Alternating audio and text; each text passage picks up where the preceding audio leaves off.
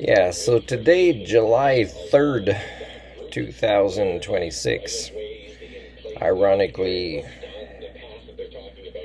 a weird coincidence, I don't know, the day before July 4th and same day as the great coincidence that an independent became an NDP person in BC. The great historic day in Canada is based on a post that I will try to have to find that I recorded in Korea, some passages in a book that I can't seem to find on the internet anymore for some reason.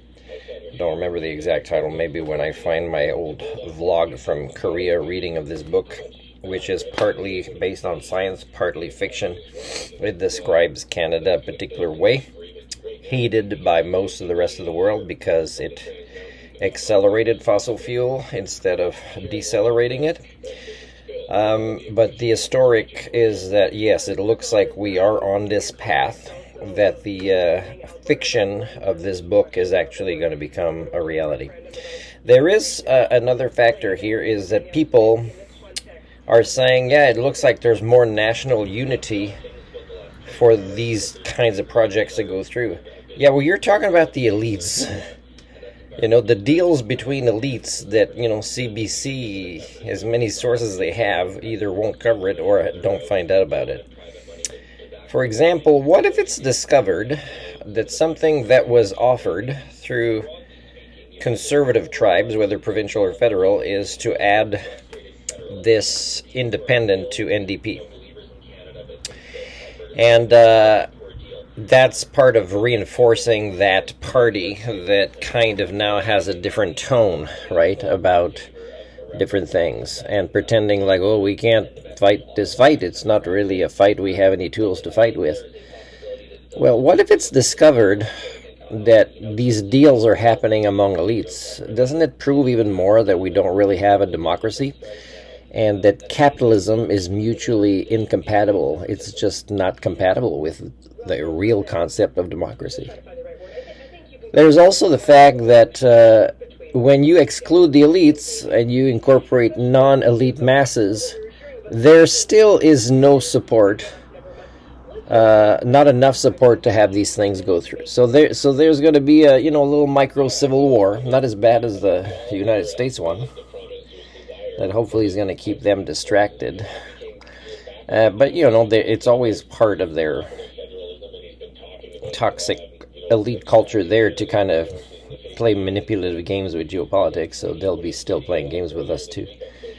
But I believe that sadly, yes, the two outcomes that are more likely to come now are bad for Canada. And again, I mean, if you look at how Trump is being dumb, being incongruent, having double standards, being uncivilized, being uncaring of others. If you look at how his role modeling is being allowed, right, that there's not any forces in the United States to say, this is the most influential person in the world, not specifically because of the side of the military, but because of the voice, and what he's doing is making the United States dumber. He's dumbing down the norms through his memetics, that really it's the most unpatriotic president they've ever had, or it's who they really are. And if it's not who they really are, somebody that admires that kind of role modeling, then I'm afraid that there's a fairly large percentage of elite and non-elites in the USA that are unpatriotic. So I don't think they have a clue how long their civil war is going to last over there, but it is coming.